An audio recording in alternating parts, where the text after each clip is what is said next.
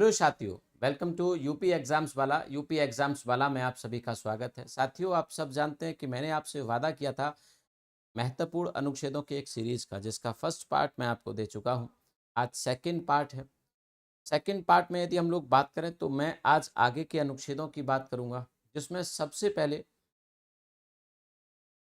चूंकि मैंने अनुच्छेद 12 तक आपको करा दिया था, अब जो महत्वपूर्ण अनुच्छेदों का मतलब है जो अनुच्छेद आपसे पूछे जाते हैं परीक्षा में, जो आपके लिए महत्वपूर्ण है, उनकी हम लोग बात करेंगे। आज मैं आप लोगों के लिए शुरुआत करता हूं अनुच्छेद 12 से ही। तो आप सभी विद्यार्थी हमारे साथ आ जाएंगे। अनुच्छेद 12 से हम लोग आज शुरू करेंगे आप लोगों के लिए। बड़ा महत्वपूर्ण रहने वाला है आज की सीरीज भी, तो आप सभी लोग आ जाएंगे और मैं समझाता हूं अनुच्छेद 12 है क्या। देखो, अनुच्छेद 12 अर्थात आर्टिकल 12, हम इसको ऐसे लिखेंगे आर्टिकल 12। आप सब इस बात को जानते हैं कि भारत के संविधान में अनुच्छेद 12 से ही मौलिक अधिकारों के प्रोविजन शुरू हो जाते हैं। तो जाहिर सी बात है, अनुच्छेद 12 मौलिक अधिकारों से ही रिलेटेड रहा होगा। तो कौन सा मौलिक अधिकार है? तो मैं कहूंगा कि मौलिक अधिकार नहीं है, लेकिन मौलिक अधिकारों के संबंध में कुछ प्रावधान है। और अनुच्छेद 12 में राज्य की परिभाषा दी गई है कि राज्य की परिभाषा अर्थात स्टेट क्या होता है। अब जैसे ही मैंने कहा कि राज्य की परिभाषा है, आप कहोगे सर राज्य की परिभाषा कौन सी बड़ी बात है। मैं बता देता हूं कि भारत में इतने सारे राज्य हैं, उत्तर प्रदेश, मध्य प्रदेश, राजस्थान, ये सब राज्य ही तो हैं भारत में। इस वाले राज्य की बात नहीं की गई है ना। आप यहाँ पे राज्य की बात की क्यों गई है, इसको पहले समझते हैं। आप सब जानते हैं कि हमें जो अधिकार मिलते हैं वो कभी न कभी किसी के विरुद्ध मिलते हैं। अधिकार का मतलब होता है हमारी शक्ति, अर्थात हमें कोई इस कार्य को करने से रोक नहीं सकता। जब मैं आपसे ये कहता हूं कि आपको पढ़ने का अधिकार है, अपनी पसंद का पढ़ने का अधिकार है, तो इसका मतलब है कि आपको पढ़ने से कोई रोकेगा नहीं। जब मैं आपसे कहता हूं कि आपको अपनी पसंद का विवाह करने का अधिकार है, तो इसका मतलब है कि आपको पहले कोई रोकता होगा, है ना। जैसे माता पिता, समाज के लोग या कुछ लोग इसका विरोध कर सकते हैं, लेकिन आपसे कहा कि जब आपको अपनी पसंद का विवाह करने का अधिकार है, तो इसका मतलब है कि आप ये जो कार्य था, जो विवाह करने का कार्य था, पहले किसी व्यक्ति के द्वारा बाधित किया जा सकता होगा। इसी डर की वजह से हमने आपको ये अधिकार दिया। तो कहने का अर्थ ये कि अधिकार हमें हमेशा किसी की इच्छा के विरुद्ध मिलते हैं, है ना, किसी की मनमानी के विरुद्ध होते हैं। जब मैं कहता हूं कि मानव अधिकार है, तो इसका मतलब है कि मानव को यह कार्य करने का अधिकार है। मतलब कोई ना कोई रोक सकता था इस कार्य को करने से, तभी हमने उसको अधिकार दिए।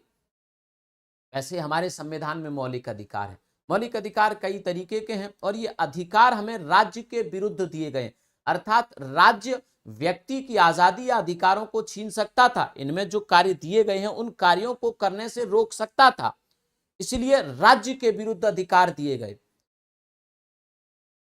अब ये राज्य क्या है? तो राज्य यहाँ पे यूपी, बिहार, राजस्थान ये सब नहीं है।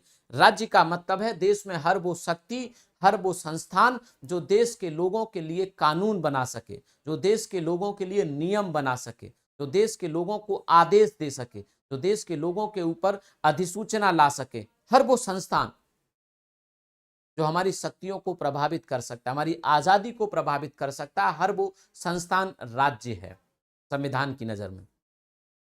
अर्थात अब जो जो राज्य है उनके विरुद्ध हमें मौलिक अधिकार मिले हैं। मतलब इसका मतलब है कि मौलिक अधिकारों में जो प्रावधान है, उन प्रावधानों को करने से हमें ये भी नहीं रोक सकते। इसका मतलब ये हुआ। तो राज्य में कौन कौन आता है? तो अनुच्छेद 12 कहता है कि हमारे देश की संसद इज अ राज्य। मतलब संसद क्योंकि कानून बनाती है, तो संसद हमारे मौलिक अधिकारों को नहीं छीन सकती, है ना। राज्य के राज्य विधानमंडल, जितने भी राज्य हमारे पास वो सब राज्य हैं। तो राज्य विधानमंडल भी क्या है बेटा? राज्य है। हमारे जो राज्यों की सरकारें होती हैं, अर्थात राज्य सरकार होती हैं, ये भी राज्य हैं। हमारी केंद्र की सरकार है, केंद्र की सरकार है ना, जैसे मोदी जी हैं, तो ये भी राज्य हैं। मोदी जी या जैसे प्रधानमंत्री का पद भी एक राज्य है, राष्ट्रपति का पद भी एक राज्य है, ठीक है। उसी प्रकार से हमारे स्थानीय निकाय जो होते हैं, जैसे हमारी ग्राम पंचायत है, ग्राम प्रधान है, वो भी हमारे मौलिक अधिकारों को नहीं छीन सकता। हमारी जिला पंचायत है, हमारा नगर निगम है, ये सब स्थानीय प्राधिकरण जितने भी हैं, स्थानीय अथॉरिटी जितनी भी होती हैं, जैसे नोएडा अथॉरिटी है, Allahabad development, PDA Prayagraj development authority, LDA Lucknow development authority, ये सब राज्य हैं। तो स्थानीय प्राधिकरण ये सब राज्य हैं। इसके बाद देश में अन्य अथॉरिटी जितनी भी होंगी देश में, जैसे ओएनजीसी, ओएनजीसी भी राज्य है, oil and natural gas corporation, ये भी राज्य है क्योंकि सरकारी कंपनी है है ना, ये भी राज्य है। जितने भी अन्य संस्थान हैं, जैसे राज्यों के जो विद्युत बोर्ड होते हैं, ये भी राज्य हैं। अब विद्युत बोर्ड कहे कि भैया आपको हम बिजली नहीं देंगे, आपको कनेक्शन नहीं देंगे, आपके पड़ोसी को दे देंगे, तो आपके खिलाफ भेदभाव हो रहा है कि नहीं हो रहा है, डिस्क्रिमिनेशन हो रहा है, तो आपका भेदभाव के विरुद्ध जो अधिकार है उसका उल्लंघन हो रहा है। अगर विद्युत बोर्ड, बिजली का बोर्ड कहे कि भैया हम इस गली में आपको कनेक्शन नहीं देंगे, बताओ क्या करोगे? आप कहोगे अरे मेरे पास मौलिक अधिकार है, और यू आर द स्टेट, आप स्टेट हो, आप राज्य के अंतर्गत आते हो, अर्थात आप मौलिक अधिकारों का हनन नहीं कर सकते। तो विद्युत बोर्ड। कई बार साथी कुछ पूछते हैं कि सर क्या न्यायपालिका भी राज्य होती है? तो यहाँ न्यायपालिका के संबंध में समझ लीजिए। न्यायपालिका, देखो न्यायपालिका के काम होते हैं, एक तो न्याय से संबंधित काम देना, और कभी कभी न्यायपालिका प्रशासन से रिलेटेड भी काम करती है। प्रशासन से रिलेटेड जैसे सुप्रीम कोर्ट, हाई कोर्ट के तमाम ऐसे प्रशासन से संबंधित मामले देखता है, या हाई कोर्ट, डिस्ट्रिक्ट कोर्ट या सेशन कोर्ट के तमाम प्रशासन से संबंधित मामले देखता है। तो जब न्यायपालिका न्याय से संबंधित कोई काम करेगी तब वो राज्य नहीं है, लेकिन न्यायपालिका जब प्रशासन से संबंधित कोई भी कार्य करेगी तब वो राज्य कंसीडर की जाएगी, इस बात को याद रखिएगा। जैसे इलाहाबाद हाई कोर्ट आपका तमाम जैसे आरओ की भर्ती निकालता है ना, क्लर्क की भर्ती निकालता है, तब वो प्रशासनिक कार्य कर रहा है, तब वो कार्यपालिका से रिलेटेड कार्य कर रहा है, तब वो न्यायपालिका से रिलेटेड काम नहीं कर रहा है। तो इन भर्तियों में उसको राज्य माना जाएगा, स्टेट माना जाएगा। अर्थात अब इलाहाबाद हाईकोर्ट ये नहीं कह सकता कि हम इस जाति के लोगों को नौकरी नहीं देंगे, तब उसे पालन करना पड़ेगा अनुच्छेद 16 का, क्योंकि वो राज्य है। अर्थात आपके अनुच्छेद 16 का उल्लंघन अब इलाहाबाद हाईकोर्ट ऐसे समय में नहीं कर सकता। तो जब न्यायपालिका प्रशासनिक कार्यों को करती है तब वो राज्य होती है, और जब वो न्यायिक कार्यों को करती है तब वो राज्य नहीं होती है। आप इस बात को समझे हैं कि सर राज्य क्या होता है? कितने विद्यार्थी समझ गए? अनुच्छेद 12 के माध्यम से राज्य क्या होता है, और अनुच्छेद 12 ही बताता है मेरे साथियों, मेरे विद्यार्थियों, कि इन सब के विरुद्ध हमें मौलिक अधिकार, अर्थात हमारे मौलिक अधिकार संसद के विरुद्ध, मतलब संसद हमारे मौलिक अधिकारों को नहीं छीन सकती। राज्य विधानमंडल के विरुद्ध हमें मौलिक अधिकार है, राज्य सरकार, केंद्र सरकार के विरुद्ध हमें मौलिक, यही लोग तो हमारी आजादी को छीन सकते थे, यही लोग तो हमारे साथ भेदभाव कर सकते थे। कोई अमेरिका की सरकार तो हमारे साथ भेदभाव करेगी नहीं, कोई ब्रिटेन की सरकार तो हमारे साथ भेदभाव करने आएगी नहीं, यही लोग तो करेंगे। तो इन्हीं के लिए लिखा गया है कि हमारे मौलिक अधिकार इनके विरुद्ध है, हमारी मौलिक अधिकारों की शक्ति इनके विरुद्ध, अर्थात ये हमारे मौलिक अधिकारों को नहीं छीन सकते, क्योंकि राज्य हैं, क्योंकि मौलिक अधिकार हमें राज्य के विरुद्ध मिले हैं। अब समझ गए होंगे राज्य का मतलब क्या होता है, स्टेट का मतलब क्या होता है, सब समझ गए होंगे। तो सब लिखना लास्ट में कि सर बढ़िया से समझ आता है, और ये सीरीज चलेगी, 100 आर्टिकल आपको याद कराऊंगा, बार बार आप इन आर्टिकल्स को देखना और एकदम याद कर लेना, चाहे यूपीएसआई की परीक्षा हो, चाहे यूपी पीसीएस की परीक्षा हो, चाहे आरओ हो, चाहे यूपी कांस्टेबल हो, चाहे पीईटी हो, इस बात को समझिए। अनुच्छेद 13 भी बड़ा सिंपल तरीके से मैं आप लोगों को समझाता हूं। आर्टिकल 13 की अगर मैं बात करूं तो बड़ा सिंपल तरीके से समझाता हूं।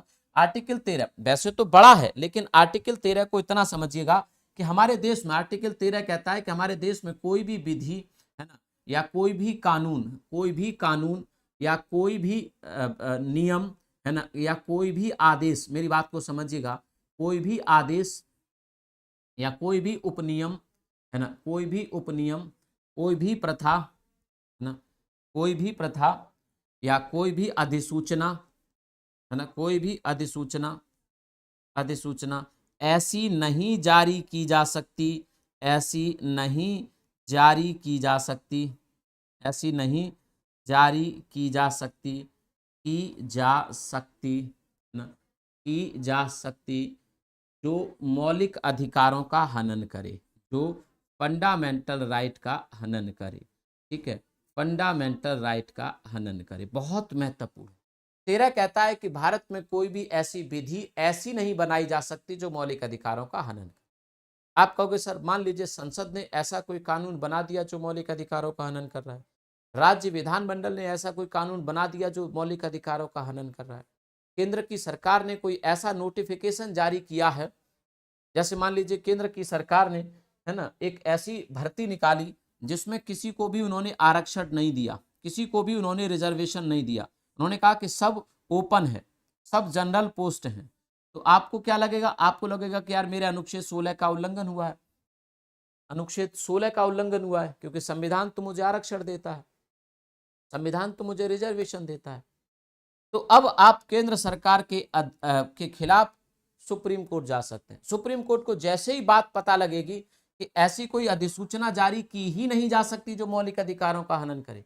सुप्रीम कोर्ट तुरंत इसे रद्द कर देगा, कहेगा कि बिल्कुल नहीं चल सकती, दिस इज नॉट एक्सेप्टेबल, ये स्वीकार्य नहीं है। क्यों? क्योंकि पहले ही संविधान में लिख दिया ऐसी कोई विधि देश में नहीं बन सकती जो मौलिक अधिकारों का हनन करे। अब विधि के अंतर्गत ये सब आते हैं, नियम, उपनियम, आदेश, प्रथा, अधिसूचना, डिक्री, निर्णय, सब विधि के अंतर्गत ही आते हैं। अर्थात सिंपल इतना लिखा गया कि देश में ऐसी कोई विधि नहीं होगी जो मौलिक अधिकारों का हनन करे, और विधि के अंतर्गत ही ये सब आ जाते हैं। और अगर ऐसी कोई जारी की जाती है तो उसका प्रभाव या उसकी शक्ति शून्य मानी जाएगी, उसका कोई मतलब नहीं है, जीरो मानी जाएगी। न्यायपालिका उसको रद्द कर देगा कि भैया ये तो मौलिक अधिकार के खिलाफ है। तो अनुच्छेद 12 से कहा गया हमें कि भैया राज्य के विरुद्ध मौलिक अधिकार है, लेकिन फिर भी अगर राज्य हमारे मौलिक अधिकारों का हनन करे तो 13 उसका इलाज कर देगा। 13 के माध्यम से हमारे कोर्ट को, हमारे सुप्रीम कोर्ट को, हमारी न्यायपालिका को न्यायिक समीक्षा मिली है। न्यायपालिका जांच करेगी उस विधि की कि कहीं ये मौलिक अधिकारों का हनन तो नहीं कर रही है। अगर वो विधि मौलिक अधिकारों का हनन करते हुए पाई गई तो सुप्रीम कोर्ट कहेगा कि इसका मतलब जीरो है, ये कुछ भी नहीं है, इसकी शक्ति शून्य है, ये लागू नहीं की जा सकती। अब एक डाउट यहां पे क्लियर होता है कि सर आपने यहां पे विधि बता दिया, नियम, उपनियम, ये सब बता दिए, लेकिन अगर संसद मौलिक अधिकारों में संशोधन करके बदले तो वो यहां पे बदलाव कर दे कि भैया अब ओबीसी का आरक्षण 27% नहीं, अब हम 20% देंगे, तब अगर वो संशोधन कर दे तब क्या होगा? तो संशोधन भी क्या विधि माना जाएगा? जैसे नियम को तो हम विधि मान रहे थे क्योंकि उसमें संविधान में तो केवल विधि शब्द लिखा है और विधि के अंतर्गत ये सब आते हैं, तो क्या सर हम संविधान संशोधन को भी विधि मानेंगे? या संविधान संशोधन विधि के बाहर है? या संविधान संशोधन विधि के बाहर है?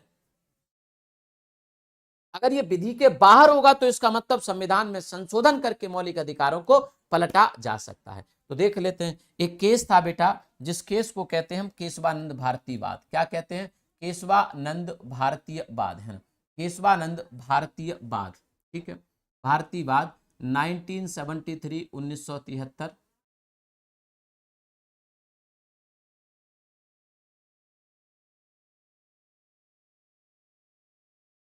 जिसमें कहा कि भैया जो अनुच्छेद 368 अर्थात संविधान में संशोधन करने की जो प्रक्रिया होती है, ये आर्टिकल 13 में विधि के अंतर्गत नहीं आता, है ना, विधि के अंतर्गत नहीं आता, आर्टिकल 13 के विधि के अंतर्गत नहीं आता।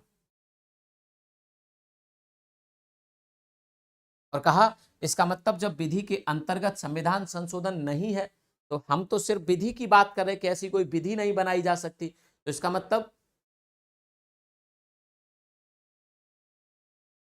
कि संविधान में संशोधन करके तो मौलिक अधिकारों का हनन किया जा सकता है। जैसे मैं कहूं आप कानपुर रहते हैं, कानपुर से आपको दिल्ली आना है, मैं कहूंगा आप ट्रेन से नहीं आ सकते, आप सोचोगे सर ने ट्रेन से ही तो मना किया है, क्या मैं बस से नहीं जा सकता? आप कहोगे सर ठीक है चलिए ट्रेन से नहीं आएंगे, बस से आ जाएंगे। तो सेम टू सेम है, विधि के माध्यम से संविधान में मौलिक अधिकारों का परिवर्तन नहीं हो सकता, लेकिन क्या संविधान संशोधन से नहीं हो सकता?